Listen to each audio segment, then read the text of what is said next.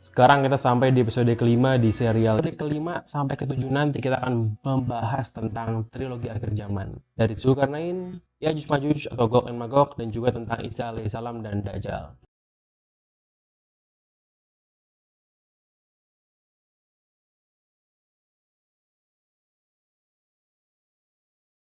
Yang pertama kita akan bahas tentang Zulkarnain. Siapa itu Zulkarnain? Zulkarnain merupakan sebuah tokoh legenda di dalam kitab suci agama-agama Abrahamik dari Judaism, dari Kristen sampai ke Islam. Di Islam sendiri, Zulkarnain diceritakan di dalam surat Al-Kahfi banyaknya. Di ayat 80-an sampai 100 itu menceritakan tentang kisah Zulkarnain yang bertemu dengan Gog and Magog. Di trilogi akhir zaman ini gue akan banyak mencari sumber dari kitab suci, dari sejarah, dan juga dari sains. Sekarang kita jawab dulu, siapa itu Zulkarnain? Diceritakan di Al-Quran di ayat 84 dan 85. Zulkarnain adalah seseorang yang mempunyai kedudukan di bumi, dan jalan dia itu selalu dimudahkan oleh Tuhan, oleh Allah Subhanahu wa Ta'ala. Jadi diceritakan dia ini punya kerajaan, dia seorang raja, dan dia pergi ke arah barat. Dia pergi ke tempatnya matahari terbenam. Bisa dibilang di ujung kerajaannya, di tempat di mana matahari itu terbenam di laut yang berlumpur hitam, lautnya warnanya hitam, dan dia menemukan suatu kaum yang tidak beragama. Agama di sini bukan agama Islam, Kristen atau Yahudi ya. Ini agama artinya agama yang percaya pada Tuhan, yang monoteis yang satu. Dan setelah dia pergi ke arah barat, dia pergi lagi ke tempat lain. Dia pergi ke tempat matahari terbit. Dia pergi ke timur dan dia menemui sekelompok orang-orang yang bisa dibilang, katakan di Quran bahwa kaum ini tidak mempunyai pelindung untuk kepala mereka. Ditafsirkan bahwa ini merupakan kaum yang nomaden, karena mereka hidup berpindah-pindah, mereka tidak mempunyai rumah yang pasti, mereka tinggal di tenda-tenda, mereka merupakan seorang kaum nomaden. Jadi dia awalnya pergi ke arah barat, ke tempat di mana ada laut hitam, tempat matahari terbenam di arah barat, dan akhirnya pergi ke timur, menemui kaum-kaum yang tidak punya rumah, kaum nomaden, dan akhirnya dia pergi lagi ke arah yang lain. Dia pergi sampai ke tempat di antara dua gunung, dan didapatinya di belakang kedua gunung tersebut, jadi di belakang kedua gunung tersebut ada kaum yang dia tidak mengerti sama sekali bahasanya. Jadi biasanya kalau kita di era medieval gitu ya, di dalam kerajaan antar kerajaan itu meskipun bahasanya berbeda, tapi pasti ada seorang translator yang bisa menerjemahkan antara dua bahasa. Misalnya kerajaan Khilafah Islam bertemu sama kerajaan Romawi, meskipun bahasa mereka berbeda, pasti ada translator yang bisa menyambungkan antara raja Romawi sama raja Islam, jadi mereka bisa ngobrol. Tapi ini tidak, ini dikatakan dia setelah pergi yang ketiga ini, dari ke barat dulu, habis itu ke timur, habis itu dia pergi antara dua gunung, dia bertemu di antara dua gunung ini, di belakangnya didapati kaum yang tidak bisa memahami pembicaraan dia. Artinya kaum yang benar-benar beda secara linguistik dia, dan mungkin sebelumnya tidak pernah terjadi pertukaran budaya sampai-sampai mereka tidak punya translator untuk menerjemahkan bahasa mereka. Jadi dari cerita tadi kita bisa simpulkan ciri-ciri Zulkarnain salah satunya adalah dia merupakan seorang pemimpin yang hebat, karena diceritakan di Al-Quran pun dia merupakan seorang pemimpin yang memang dimudahkan jalannya. Dia mempunyai kerajaan yang luas karena dia pergi sampai ke barat, sampai ke timur, sampai ke tempat di mana ada dua pegunungan. Diceritakan juga di surat Al-Kahfi tadi bahwa dia merupakan seorang raja yang mendirikan tembok untuk menghalang Gog and Magog. Jadi diceritakan saat dia bertemu dengan kaum yang dia tidak bisa mengerti pembicaraannya, kaum tersebut menggunakan bahasa tangan lah, bisa dibilang menggunakan bahasa sign language gitu ya, menceritakan bahwa Zulkarnain, tolong nih, ada sekelompok Yajuj and Majuj, kalau dalam bahasa Inggris Gog and Magog. Dia ini merupakan makhluk yang berbuat kerusakan di muka bumi. Bisa nggak kita bayar kamu untuk membuatkan dinding penghalang supaya Gog and Magog nggak ganggu kita, kata kaum yang dia nggak mengerti bahasanya ini nih. Zulkarnain setuju untuk membantu kaum ini untuk mendirikan sebuah tembok di antara pegunungan tersebut untuk menghalangi masuknya Gog and Magog. Karena Gog and Magog ini dikenal sangat sadis, brutal, dan juga haus darah. Jadi bisa dibilang bahwa Zulkarnain juga takut dengan Gog and Magog. Kenapa? Karena kalau dia berani, dia akan melawan. Tapi Zulkarnain berpikir 3 kali kan untuk melawan Gog and Magog, dan akhirnya dia memutuskan untuk mendirikan tembok dibanding untuk melawannya. Gog and Magog ini merupakan suku yang benar-benar barbar. Singkat cerita, dijadikanlah tembok yang menghalangi Gog and Magog untuk memasuki kawasan dari kaum tersebut dan juga memasuki kawasan-kawasan Zulkarnain. Zulkarnain bilang bahwa tembok ini ada karena rahmat dari Tuhanku, dari Allah, dan tembok ini akan ada sampai nanti Tuhanku sudah tidak mengizinkannya, maka tembok ini akan runtuh, tembok ini akan tiada nantinya. Jadi tembok ini bukan tembok yang bertahan selamanya, melainkan tembok yang akan hancur juga nantinya. Siapa Gog and Magog? Gog and Magog merupakan juga seperti kita, manusia, kaum Bani Adam juga. Banyak dongeng-dongeng yang terlalu berubah-ubah, terlalu banyak dibumbui sampai akhirnya tercipta sebuah stigma bahwa Gog and Magog ini merupakan sebuah monster yang tinggal di pegunungan, di dalam gunung, tinggal di Antartika, tinggal dimanapun gitu loh. Sebenarnya dia bukan monster, dia bukan monster bertangan 10, bukan. Dia merupakan Bani Adam juga, sama seperti kita. Buktinya apa? Buktinya ada sebuah hadis yang menceritakan nanti di Judgment Day, di hari penghakiman, bahwa nanti Nabi Adam akan diminta oleh Allah untuk mengeluarkan batu sunar orang-orang penghuni neraka, dan Nabi Adam bertanya, siapa itu? Allah menjawab, dari 1000 orang ambillah 999 karena mereka itu merupakan orang yang zalim, yaitu Gog and Magog. Jadi jelas bahwa Gog and Magog ini merupakan kaum dari Bani Adam yang memang tidak jelas siapa itu orangnya. Dan dari cerita Zulkarnain di Al-Quran itu kita tahu bahwa Zulkarnain ini tinggal di dekat, bisa dibilang di dekat pegunungan tadi, pegunungan yang bisa dijangkau oleh dia, di mana dia membangun tembok untuk menghalangi Gog and Magog masuk dalam area tersebut. Zulkarnain sendiri itu bisa dibilang memiliki arti bukan nama dia, tapi merupakan sebuah julukan. Zulkarnain artinya the man with the two horn, ada yang bilang. Orang yang mempunyai dua tanduk. Dua tanduk ini entah dua tanduk sebagai helm atau dua tanduk sebagai kiasan. Nanti kita akan cocokin dengan sejarah gitu ya.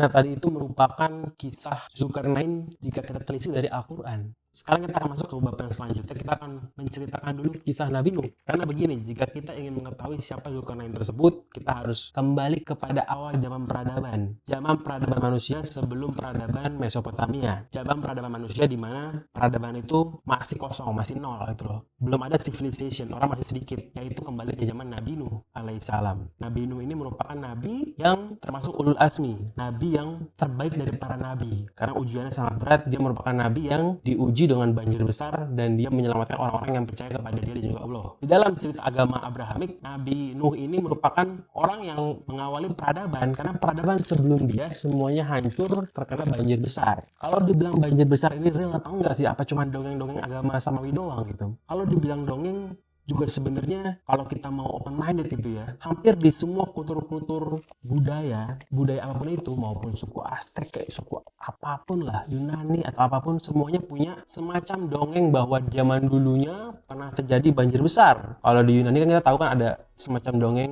Atlantis, itu kan juga banjir besar yang menghancurkan peradaban. Jadi hampir di semua peradaban kuno mereka punya cerita legend tentang banjir besar. Jadi kalau tanya ke gue percaya apa enggak tentang cerita Nabi Nuh, gue percaya. Karena hampir semua kebudayaan kuno menyebutkan ada legenda demikian. Jadi semuanya match gitu. Meskipun mereka nggak pernah ketemu, tapi mereka ceritanya match. Pas. Jadi saat Nabi Nuh menyelamatkan kaumnya dari banjir besar, dia terdamparlah di daerah Mesopotamia. Jadi bisa dibilang daerah Mesopotamia ini merupakan awal terciptanya peradaban setelah era banjir besar. Disitulah awal mula kembalinya tersebar peradaban dunia. Jadi Nabi Nuh ini punya anak 3. Namanya ada Syam, ada Ham, ada Jafit. Ini merupakan 3 anak Nabi Nuh yang menjadi bapak seluruh bangsa-bangsa yang ada sekarang. Syam ini merupakan bapak dari bangsa Semitik, bangsa Arab, bangsa Yahudi. Ini Semitik. Itu kenapa kalau kita nyebut orang Yahudi, mereka itu orang Semitik, karena dia merupakan son of Syam. Kemudian juga ada Ham. Ham ini merupakan bapaknya bangsa-bangsa Afrika. Jadi kalau kita nyebut bangsa Afrika, mereka itu bangsa Hamitik. Dan yang ketiga ada namanya anaknya itu Jafit. Jafit ini merupakan bangsa Yafitik. Bapaknya bangsa-bangsa kaum Turkik. Turkik ini bukan orang Turki, tapi Turkik ini merupakan kaum-kaum semacam Rusia, Kazakhstan, Mongol. Inilah orang-orang Turkik nih. Dan juga bapaknya kaum-kaum orang Eropa dari Yafit ini. Jafit ini merupakan anak Nabi Nuh yang paling banyak anaknya, ada 7. Jadi jelas nih ya, dalam cerita peradaban bahwa Nabi Nuh ini punya anak 3 dan 3 anaknya ini merupakan bapak seluruh bangsa ke depannya. Terus dari mana misalnya ada orang Afrika, berarti semuanya itu bermuara kepada Ham. Kalau orang-orang Arab, semua bermuara ke Syam, Semitik. Kalau orang-orang Eropa, semua bermuara kepada Jafit. Terus gimana kalau orang-orang South America misalnya, orang-orang Amerika Latin tuh? Latin kan orang Spanyol gitu. Apakah dia orang seperti orang bule? Bukan, dia itu merupakan orang dari orang Italia yang juga merupakan keturunan Jafitik juga sama. Terus gimana kalau orang Indonesia? Orang Indonesia ini diriwayatkan bahwa orang Indonesia adalah keturunan dari Chin. Chin ini merupakan cucu dari Yafit. Jadi kita pun termasuk dari orang-orang Yafitik. Beberapa cucu Nuh yang sangat terkenal adalah Kanaan. Kanaan ini merupakan cucu Nabi Nuh yang merupakan anak dari Ham. dia ini merupakan orang yang mendiami kawasan Palestina. Makanya Palestina itu dibilang negeri Kanaan. Karena ini merupakan negara yang didiami oleh Kanaan. Jadi bangsanya Kanaan itu mendiami negeri Palestina dulu awalnya. Dan orang Palestina ini juga merupakan bangsa Hamitik, bukan Semitik. Jadi Kanaan ini bisa dibilang merupakan bapaknya bangsa-bangsa Palestina. Jadi saat dulu Nabi Nuh itu terdampar di Mesopotamia memulai peradaban kembali, setelah berlangsung beberapa lama, dia akhirnya menyebar anaknya ke seluruh penjuru bumi dengan membagikan tanah-tanah sesuai masing-masing anaknya gitu loh. Jadi kalau kayak zaman sekarang lah bisa dibilang kalau misalnya ada orang nih, orang tuanya punya warisan banyak perusahaan-perusahaan, dibagikan ke anak yang pertama perusahaan B, anak yang kedua perusahaan yang A, ke anak yang ketiga perusahaan yang C. Ini sama juga konsepnya. Nabi Nuh ngebagi tanah-tanah di bumi untuk semua anak cucunya. Supaya apa? Supaya mereka itu bisa pergi ke tempatnya masing-masing dan bisa memulai kehidupannya masing-masing. Dibagikanlah kalau orang-orang Yafitik ini ke utara dari Iran, di atas pegunungan Kaukasus di Eropa. Kalau orang-orang Syam di mana? Di tempat di Mesopotamia dan sekitarnya. Kalau orang-orang Ham disebarkan diberi tanah di Afrika. Nah, Kanaan ini yang cucunya Nabi Nuh ini yang merupakan bapaknya bangsa-bangsa Afrika, sebenarnya harusnya perginya ke Afrika. Tapi saat dia mau pergi ke Afrika, dia singgah di tanah yang sekarang merupakan tanah Israel, tanah Palestina. Dan dia keburu nyaman di daerah tersebut. Jadilah dia tidak mau pindah dari tanah tersebut, padahal seharusnya tanah tersebut bukan buat Kanaan. Sebenarnya tanah tersebut untuk anaknya Arpaksyad. Arpaksyad ini merupakan cucu dari Nabi Nuh yang merupakan anaknya Syam, yang merupakan nanti bakal menjadi bapaknya bangsa-bangsa Yahudi. Jadi sebenarnya kalau kita mau bilang secara jujur gitu ya, sebenarnya tanah Yahudi itu punya siapa? Jika kita kembali ke Nabi Nuh, itu merupakan bagiannya anaknya Arpaksyad yang merupakan cucu Nabi Nuh yang merupakan bapaknya bangsa-bangsa Yahudi. Jadi tanah itu merupakan tanah orang-orang Semitik, yaitu Bani Israel. Cuman tanah ini terlanjur nyaman waktu transit sebelum pergi ke Afrika.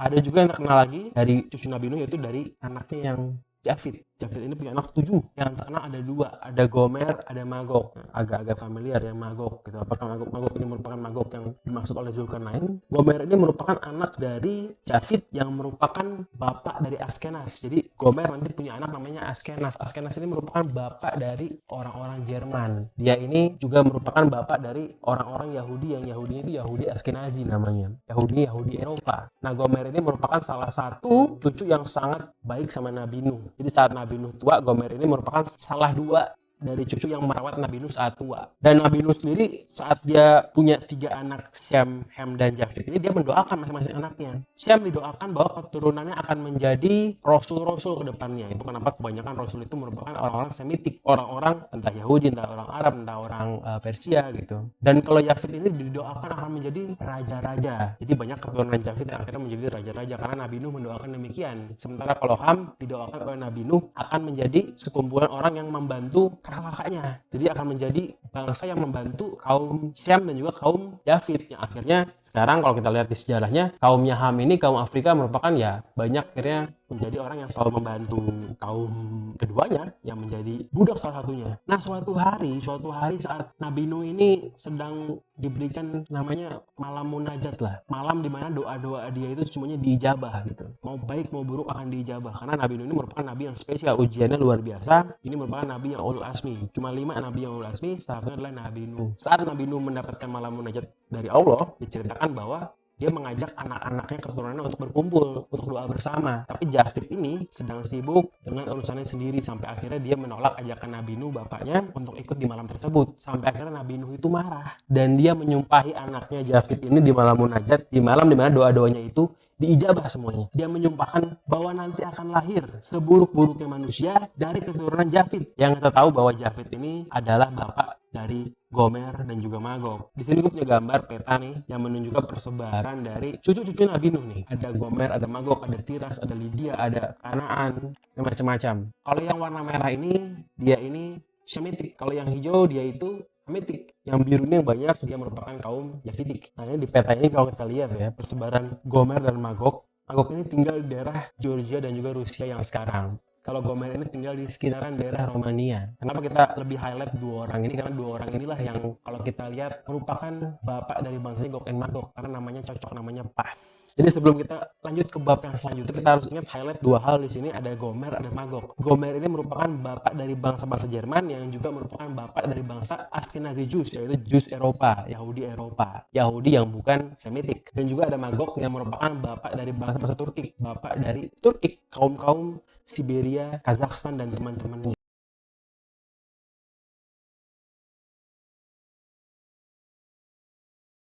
Nah sekarang di bab ketiga kita akan balik ke Zulkarnain lagi. Tadi kan bab kedua tuh udah panjang tuh ngomongin Nabi Nuh, tapi kita nggak bisa ngelepasin penjelasan dari cerita Nabi Nuh tadi sebelum kita ngelihat siapa Zulkarnain sebenarnya. Nama Zulkarnain pernah disebutkan di dalam Torah, dalam kitabnya orang Yahudi, di dalam bukunya Daniel, The Book of Daniel. Daniel ini merupakan seorang figur di dalam Judaism yang menulis banyak cerita-cerita agama gitu. Jadi pernah disebutkan nama Zulkarnain di dalam buku The Book of Daniel di 8.20 diceritakan bahwa bahasa Inggris itu the two horn ram that you saw represents the kings of Media and Persia.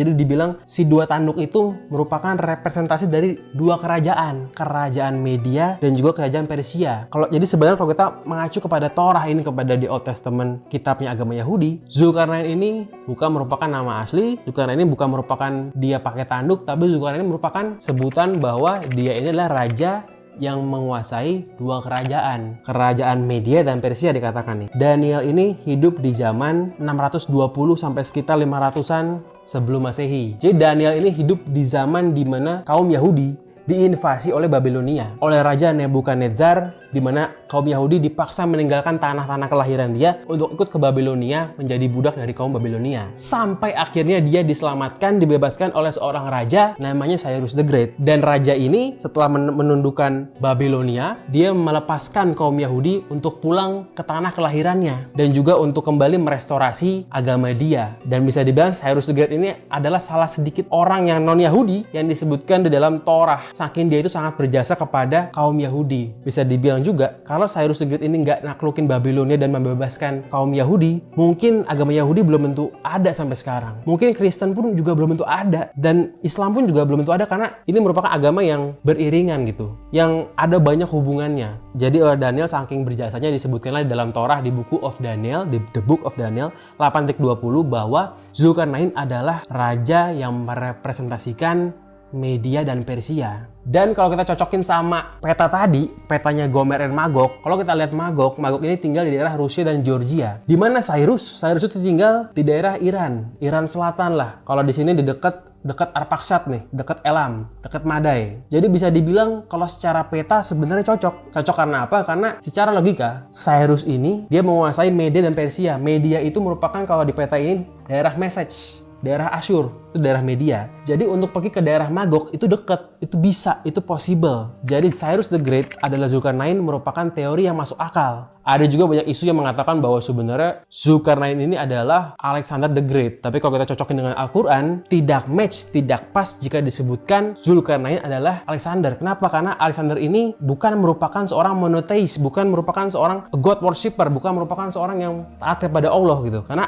Alexander ini merupakan seorang penganut paganisme. Dia menyembah banyak dewa. Dan juga banyak gosip yang mengatakan bahwa Alexander ini adalah seorang homoseksual. Jadi dia tidak pas untuk mencerminkan bahwa dia adalah Zulkarnain. Dan dia juga dikenal sangat brutal dan keji dan juga sering membunuh lawan-lawannya yang sudah kalah lah pokoknya. Jadi dia tidak pas, tidak match kalau dibilang dia adalah Zulkarnain. Sementara Cyrus merupakan orang Persia yang menganut Zoroastrianism. Zoroaster. Kalau Zoroaster ini sekarang disebutnya agama Majusi, penyembah api. Tapi itu kan sekarang setelah udah banyak perubahan, banyak bumbu dari generasi ke generasi, sekarang Zoroaster itu menyembah api. Kalau dulu Zoroaster ini bukan merupakan agama yang menyembah api. Zoroaster ini merupakan agama yang lahir di tahun 1500 sebelum Masehi dengan nabinya namanya Zarathustra. Itu kenapa nama agama Zoroaster. Ini merupakan agama yang monoteis, satu Tuhan aja. Nama Tuhan adalah Ahura Mazda. Ini Tuhan yang menciptakan seluruh dunia. Agama ini besar di Iran, di Persia. Jadi ini merupakan agama dari Cyrus. Dan dia juga memiliki konsep namanya Angra Mainyu. Angra Mainyu ini merupakan konsep setan dalam agama Zoroaster. Jadi Ada Tuhan, ada setan yang selalu berusaha menggoda manusia juga. Dan mereka juga Zoroaster mengenal konsep nanti saat hari akhir pembalasan kita akan nyebrang ke jembatan untuk masuk ke surga. Sama kayak konsep-konsep agama-agama Abrahamik. Cuma lama-lama karena banyak bumbu-bumbu dari generasi ke generasi, sekarang agama Zoroaster ini menjadi agama penyembah api. Cuma dulunya dia adalah agama monoteis, satu Tuhan. Itu kenapa Cyrus ini cocok untuk menjadi Zulkarnain, karena dia adalah seorang monoteis, seorang penyembah satu Tuhan. Dan saat dia menaklukkan lawannya pun dia dikenal tidak menggunakan kekerasan. Dia tidak membunuh lawan-lawannya, kecuali memang terpaksa gitu. Dan bahkan dia pun tadi membebaskan kaum Yahudi untuk pulang ke tanah kelahirannya. Dia nggak maksa kaum Yahudi harus nyembah agama dia. Dia nggak, karena dia tahu bahwa dulu agama itu diciptakan, diberikan untuk lokal. Jadi agamanya Yahudi ya untuk orang-orang Yahudi. Agamanya Zoroaster ya buat orang-orang Iran. Bukan agama satu untuk semuanya. Jadi dia tidak memaksa agama Yahudi untuk menyembah Ahura Mazda. Tidak, dia membiarkan Yahudi untuk tetap menjadi Yahudi. Dan dia pun dikenal adalah seorang raja yang sangat hebat, the king of the kings itu bisa dibilangnya. Apa buktinya? Kalau zaman sekarang kita ngomongin HAM gitu ya. HAM ini kan merupakan isu yang lagi ngantar-ngantaran di dunia nih. Hak asasi manusia. Ini merupakan konsep yang pertama kali dicetuskan oleh Cyrus. Cyrus ini merupakan bapaknya HAM. Jadi kalau mau ngomongin HAM, Cyrus lah bapaknya. Setelah dia menguasai Babilonia, menundukkan Raja Nabonidus, dan dia mengembalikan Yahudi, dia mencetakkan di sebuah tulisan namanya Cyrus Cylinder. Dia menuliskan di Cyrus Cylinder gimana cara menjadi seorang penguasa yang adil, menjadi a great ruler, a just ruler gitu loh. Jadi orang yang adil, yang bijaksana, dan dia juga dicintai oleh rakyatnya. Dan Cyrus Cylinder ini banyak dijadikan sebuah pedoman untuk banyak orang-orang yang menjadi pemimpin di dunia. Bahkan Alexander the Great pun sangat mengidolai Cyrus the Great. Banyak juga pemimpin dunia sekarang nih, zaman-zaman modern yang memegang teguh ajaran dari Cyrus Cylinder. Salah satunya adalah Presiden Amerika Serikat Thomas Jefferson. Dia sangat menyukai konsep Cyrus Cylinder. Bahkan konstitusi Amerika pun lahir pengaruhnya banyak dari Cyrus Cylinder. Jadi dia monoteis, dia orang baik, orang adil, lokasi tempat tinggalnya pun dekat dengan tempatnya Magog. Dia cocok untuk masuk sebagai Zulkarnain, Cyrus the Great.